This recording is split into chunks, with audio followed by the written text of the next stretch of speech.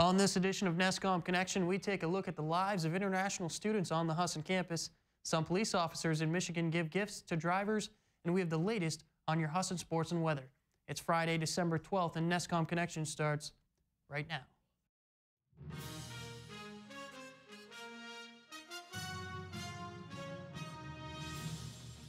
From the campus of Husson University, this is your NESCom Connection. Hello and thank you for joining us. I'm Cody Provost. Many students have a tough time adjusting to college life. For some, it may be the first time they've left home. For international students, it can be even more difficult. Jackie Hilton has the story. Husson University is a school known all over the New England region, but little did people know that it also attracts students from all over the world. Colleen Grover, Director of International Initiatives, contacts students from all over and recruits them to Husson University. But planes don't always land in comfort zones. There'll be some culture shock, there'll be some things that are totally different. Yeah. Starting from the weather. It's the weather. Mm-hmm. So you're not used to the cold at all? I'm getting used to it. I mean, I have to. Yeah, it's not what I prefer to live in, but I'm getting used to it.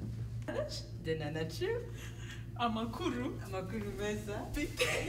I actually do feel like I'm accepted. Like, I'm not the type of person that will come up to you and start a conversation with you, but as soon as you start that, I actually feel like I'll fit in. I guess what it takes is to get out of your comfort zone. As long as you're able to accept others as the way they are, they're also able to accept you as you are. So like making friends, also interacting with teachers one-on-one, and getting to know you, what you like, where you're from, what your name is, and actually getting people to try to pronounce our last names, which is the hardest part. That's the best part. Yeah, it's funny. International students all have their own self-trials and tribulation, especially when it comes to adjusting to a foreign country like America. That was tough. We have completely different culture, different values, different food, different dance, different mentality. So it's I felt like in a culture shock at the beginning, and a lot of things did not make sense to me, and at the same time I did not make sense to people, which was frustrating for me and frustrating for the people who were around me at the beginning. But then later try to understand things like, step by step, try to understand by watching people. But it's not just international students adjusting to living on campus. Residents like Edward Miner, he also has some things to adjust to.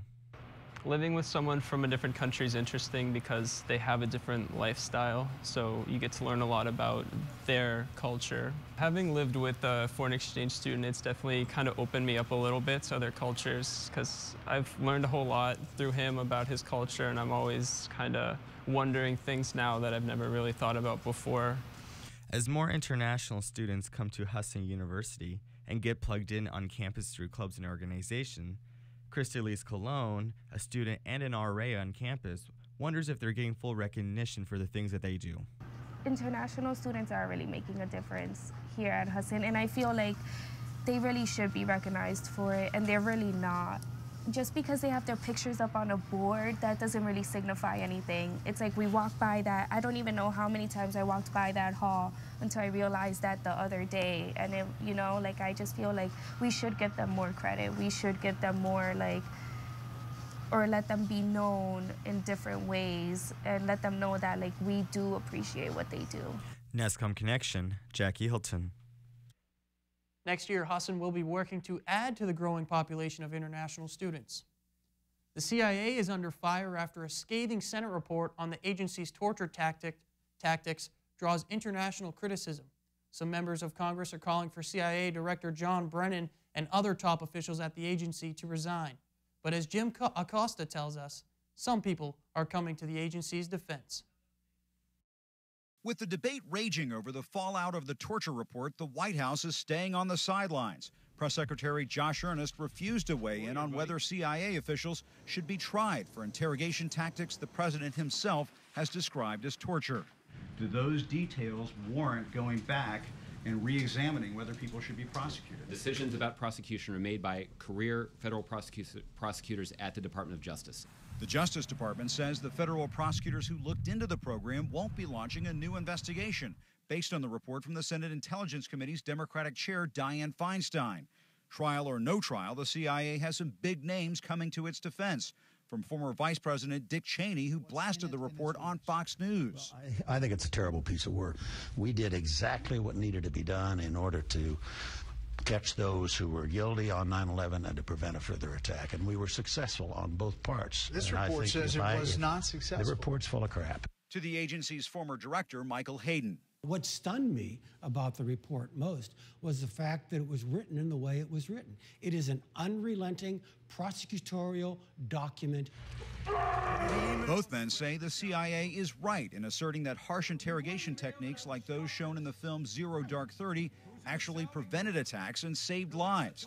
But on that crucial question, the White House takes no position. It is impossible to know the counterfactual, right? It's impossible to know whether or not this information could have been obtained using tactics that are consistent with the Army Field Manual or other law enforcement techniques. The CIA is lying. Colorado Democratic Senator Mark Udall called on the president to clean house at the CIA.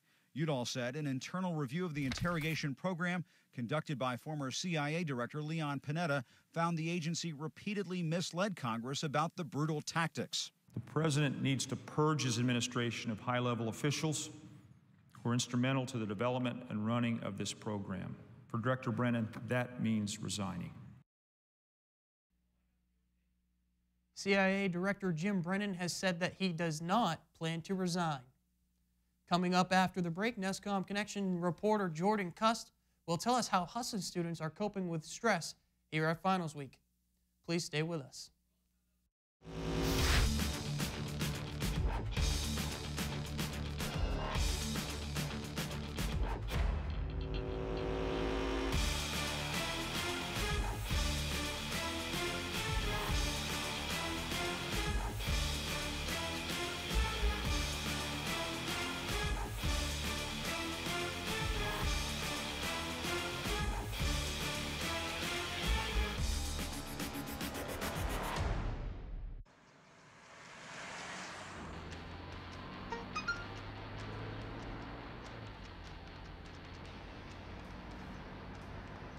The average text takes your eyes off the road for nearly 5 seconds.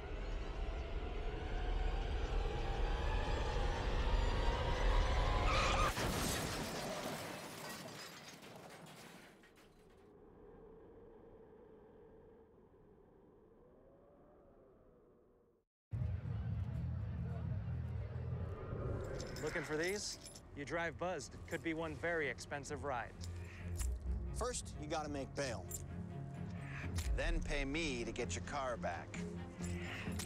Your insurance premiums will go through the roof. And my legal fees just keep adding up. All told, it could end up costing you $10,000. Buzzed, busted, and broke. Because buzz driving is drunk driving. This is the final full week of classes at Husson University, and that means that finals are right around the corner.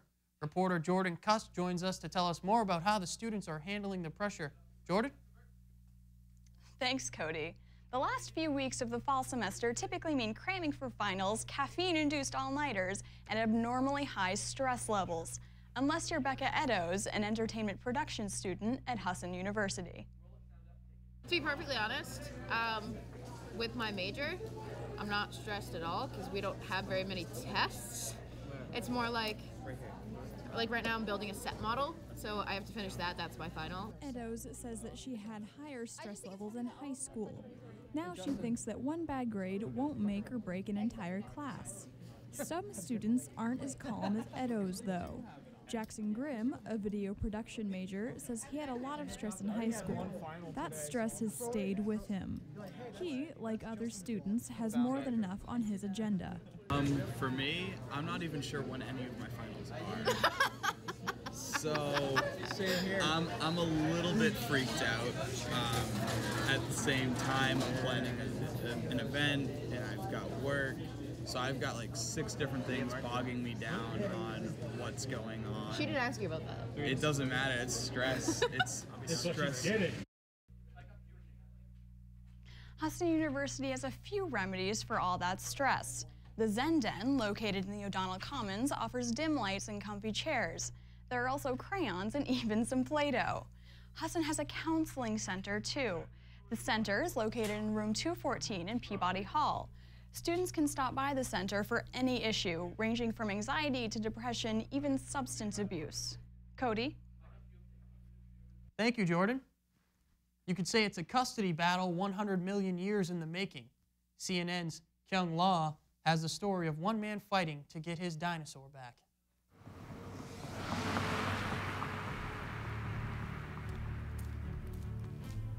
Follow Peter Larson, and you step back in time. So this is one of the very coolest things. This is the skull of this T-Rex, the Murray Rex. As in Tyrannosaurus Rex, an 8-ton, more than 66-million-year-old fossil dubbed Murray. Incredibly, the 10th one Larson has collected. When you find an intact skull from a T-Rex, what does that mean? It's like ecstasy. It's pure joy. He can't contain it. So back here, we've got some more interesting things to look at. The outside of a vertebra, this is all filled with pieces of skin. Oh, before we go, this is really cool. This is a big dinosaur. This is one of the biggest. But as we talk about Murray, it's another name that he keeps mentioning. This is pretty much Sue size. It's also Sue age. It's a very, very old individual. Does everything come down to Sue in your life? I think so. There's sort of before Sue and after Sue sort of things. I guess you might say that. Sue, the single largest and most complete T-Rex fossil ever found. Larson and his team at South Dakota's Black Hills Institute excavated her in 1990. She was found on private property, and as word spread about the historic fossil find, a dispute with the landowner, a Native American tribe, and the federal government led to Sue's seizure from Larson's lab. Sue was sold on the open market, where the Field Museum in Chicago purchased her for an astounding $8 million. Peter Larson never saw a cent. In the government's investigation, Larson was sent to federal prison on customs violations unrelated to the T-Rex dinosaur. Dearest Pete. For 2 years, supporters around the world wrote him in prison. That's pretty awesome, and she colored a dinosaur picture for me. Calling his conviction a politically motivated witch hunt. His case, Sue's sale, changed paleontology. The legacy, fossils are not always scientific, they're for profit. Where the strain comes in is where you have a few unscrupulous individuals breaking laws. It's really about finding ways to work together across that scientific or research/commercial divide and that benefits everyone. Larson is back hunting fossils, but carries one regret. It's one of the dreams that I have, and if you know, my life would be complete if we can get Sue back in some form to Hill City. Isn't that awesome? After 22 years, this replica cast of Sue's skull is back with Larson, given to him by a donor. It is by no means the full research cast Larson is asking from the Field Museum, but a small measure of a long-lost love coming home. Good night. There is no word yet if Larson will get his dinosaur back. Police officers in Michigan are having some fun this Christmas season. They are handing out gifts instead of tickets. The reaction from drivers is priceless. Sarah Sell reports. Most of the contact police officers have with the general public is on a traffic stop. It was to find out a lot about that person. Kind of different. It's like, okay, people don't like getting stopped by the police, but we'll make it work. For officers Scott Van Solkema and Gordy Lauren, the task of asking drivers what they wanted for Christmas was a bit awkward, but they did it for a good cause. Got all your Christmas shopping done? No, haven't started. Lego what, friends? A team was waiting at a nearby store to pick up the items from the driver's wish list. They range from toys to TVs. The item was picked up. On the way here, it was wrapped, given to the officer on the traffic stop, and then the officer gave it to the person that was stopped. This all happened in a 10-15 minute period. Correct. What the heck? The Christmas surprise video was shot by a production crew from Up TV, a family-friendly network on cable. They spent 2 days in Lowell. Oh my God, she just put that on her list. Following officers around while they pulled people over for minor violations. Somebody with a very small dangling object hanging from their rearview mirror, tinted windows, snow covering the license plate. In the end, the drivers got a present instead of a ticket. It was no doubt a pleasant surprise. Something like this? Oh my God. Yeah. Alrighty, well, you want to open up the back seat of your trunk? Was I really getting pulled over? Yeah, you got pulled over. You got illegal tinted windows. I'm not getting a ticket, right? I can give you one if you want. For the officers, it was a chance to do some good and have some fun on the job. You're welcome. Merry Christmas. Oh, I want to hug you. Oh my God, can I hug you? Oh, thank you. The original video of the Secret Santa officers has received over 12 million views. Coming up after the break, Isaac Luken will have the latest on the Red Sox offseason moves and a preview of the Patriots game against the Dolphins.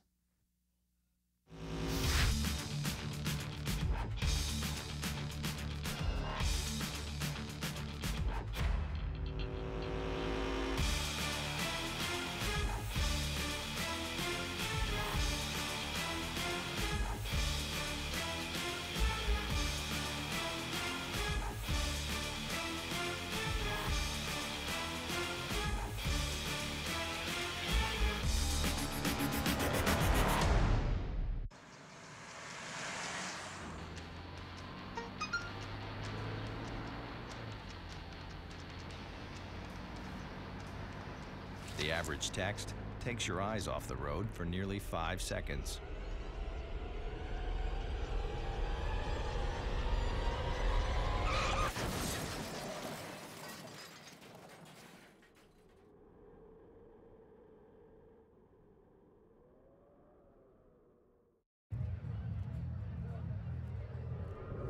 Looking for these? You drive buzzed. It could be one very expensive ride. First, you gotta make bail. Then pay me to get your car back. Your insurance premiums will go through the roof. And my legal fees just keep adding up. All told, it could end up costing you $10,000. Buzzed, busted, and broke. Because buzz driving is drunk driving. Good afternoon, everybody. The Husson football team had the best year in program history. Alex Nivas takes an inside look at a historic season.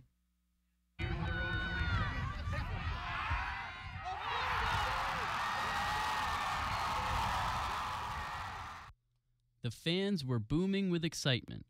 The team had felt it over 3 months ago. We were excited over the summer seeing our guys and see how excited they were.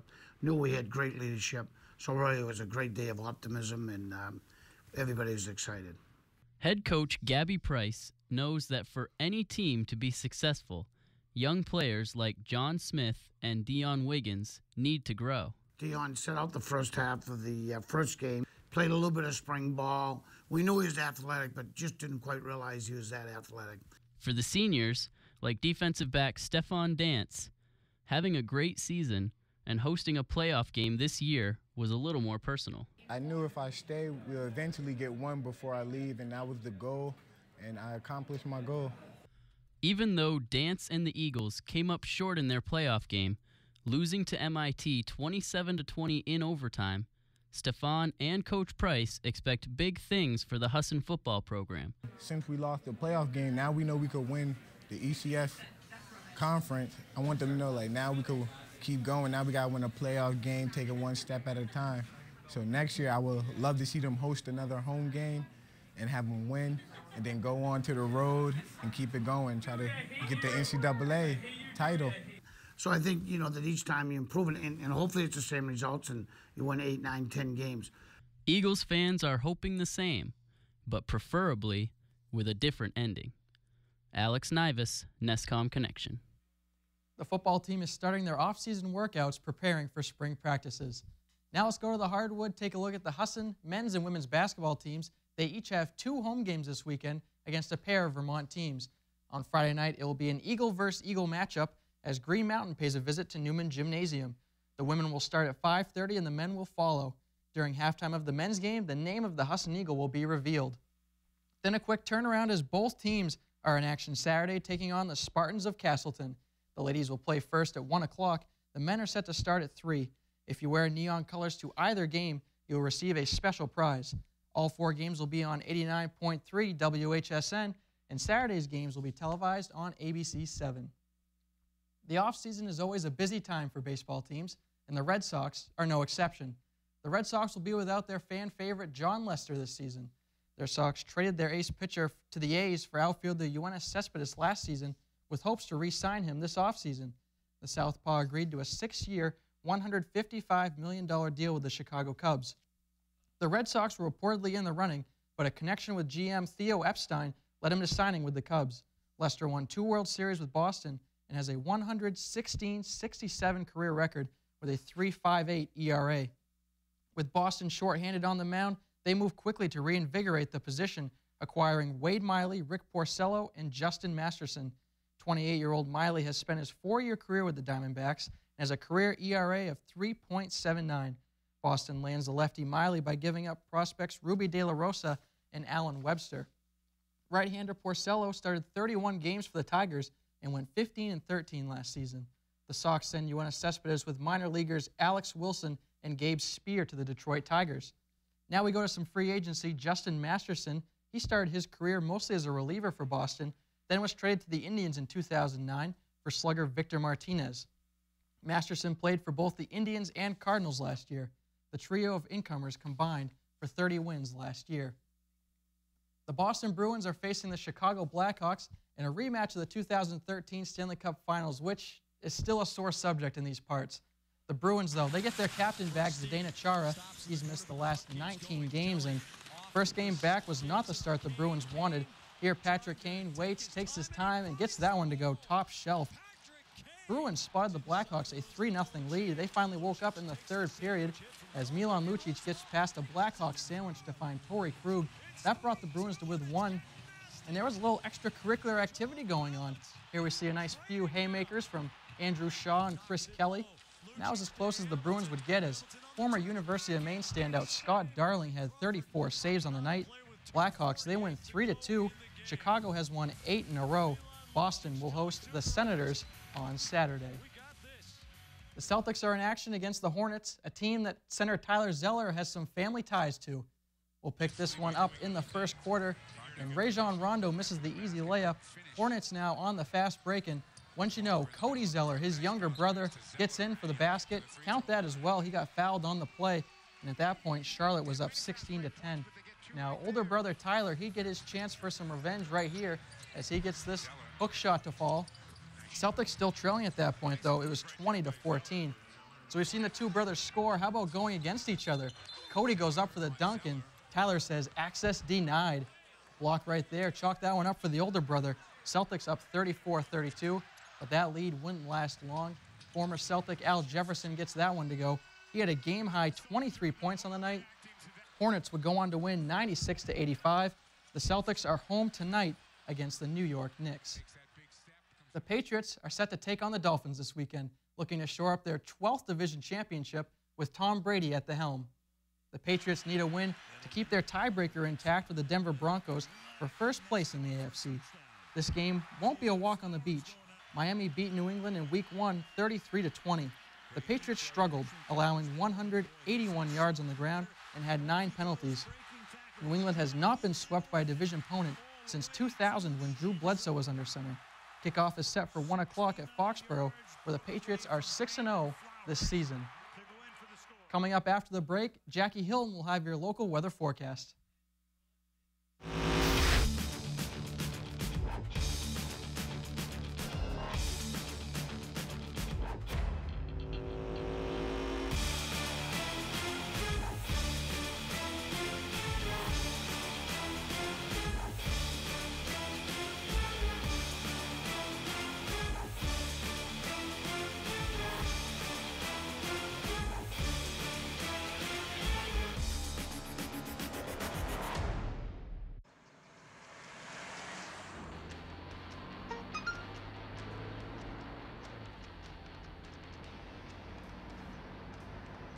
The average text takes your eyes off the road for nearly 5 seconds.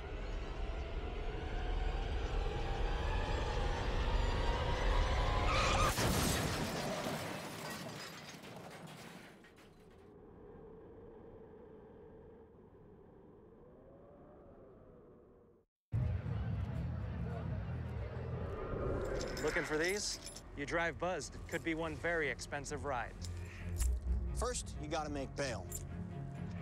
Then pay me to get your car back. Your insurance premiums will go through the roof. And my legal fees just keep adding up.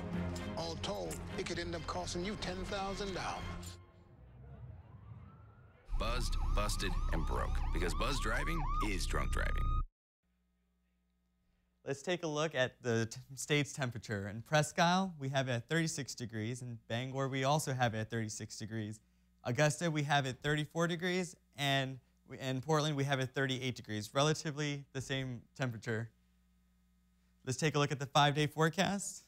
We have on today 39 degrees with a low of 29. It'll be cloudy. Saturday, we have it at 35 high and a low of 28. It'll be raining with snow showers. Sunday, it's going to be sunny but partially cloudy with a high of 37 and a low of 26. Monday will be a sunny day, but it will be cold, so wear a jacket with a high of 35 and a low of 26. Tuesday, it will be cloudy with a high of 36 and a low of 32. We'll have more after this break.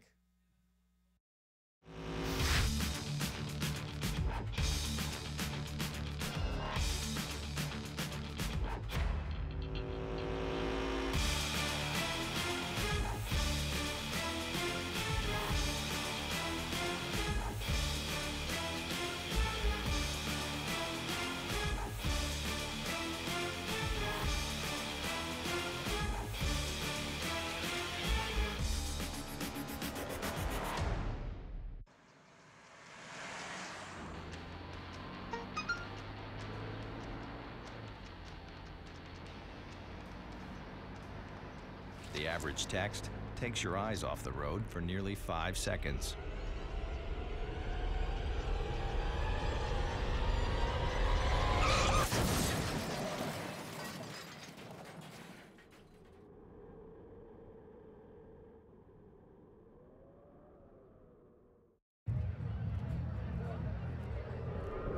Looking for these?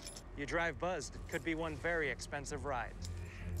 First, you gotta make bail. Then pay me to get your car back. Your insurance premiums will go through the roof. And my legal fees just keep adding up. All told, it could end up costing you $10,000. Buzzed, busted, and broke. Because buzz driving is drunk driving. Jackie, pretty bleak forecast. Yeah, 30s. Not too bad, though. It could be colder. And rain. Rain. I think that kind of melts the snow away, so it looks like spring is around, but not really because we still have a whole while of winter. Well, we got to have a white Christmas, though. I mean, as long as it snows on Christmas Day, that's all I want. Well, we did have a white Thanksgiving, so that might make up for it. That's true. A lot of good stories today, though. The policeman going around giving out presents instead of tickets. That's pretty neat. Oh, I wish they had a camera set up right in the passenger's window just to see the reaction. Oh, I'm getting a ticket. Oh, no, and then I'm getting a gift. I like that story. PlayStation's Xbox One. I kind of wish I was living in Michigan. I like it when the officer shows up and says, "Officer, I know I was going 20 over, but gives him a screw present." themselves out. You gotta have a good story though planned just in case. That's true. Well, that's all the time we have for this edition of NESCom Connection. This is the last show of the semester, but we will be back next year. Our thanks to all the students who worked hard to make this semester a success. Happy holidays and have a great weekend.